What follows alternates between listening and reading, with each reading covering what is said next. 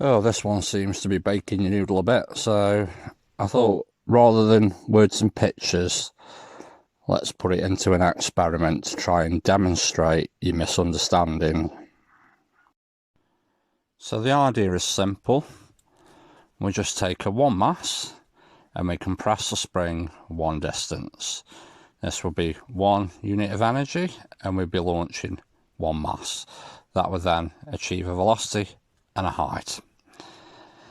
If we then took a 2 mass and compress the spring twice as much, if it was twice the energy and we've got twice the mass, then as we launch this up, it should achieve the same height as the one mass, because you're saying this is 2 units of energy and this is 1 unit of energy. So if we double the mass and we've got twice the energy, it should achieve the same height.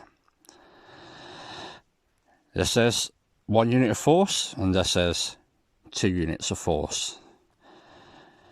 The spring is compressed twice the distance, so it is twice the force, but it's also compressed twice the distance, and force times distance is equal to energy. So this spring, when it's compressed with this 2 mass on, will have 4 times the energy, and therefore this 2 mass should achieve a higher height than the 1 mass, because it is 4 times the energy. So we can run that test and see what happens. Right, I'll admit here they're quite crudely cut, but basically it's a spacer around the spring which allows roughly 16 millimeters above the top of the spacer. So as I pull the mass down, we're getting roughly that 16 mil of compression each time. Again, same thing here, spacer cut, so there's roughly twice the compression, or twice the amount sticking out. So as I pull it down, we get roughly twice the compression of the spring each time we launch it. This is the one mass with one compression, and I'm just simply pulling it down with my fingernail and then letting it fire up.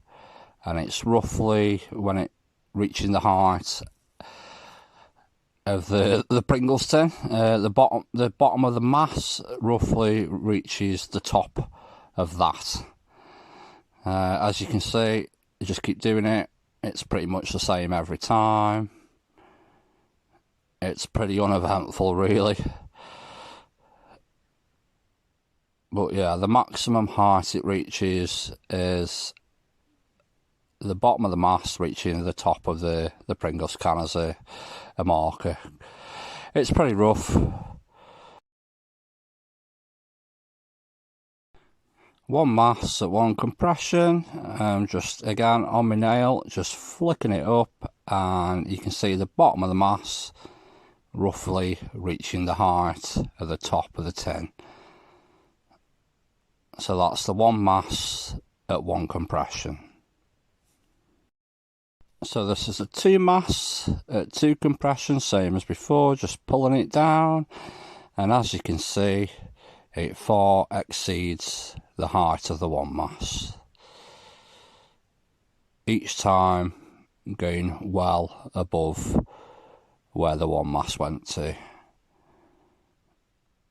If it was twice the energy, it would reach the same height.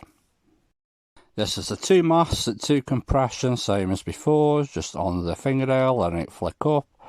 And as you can see, the bottom of the mass far exceeds the height of the tin. And again, you can see it's out of shot.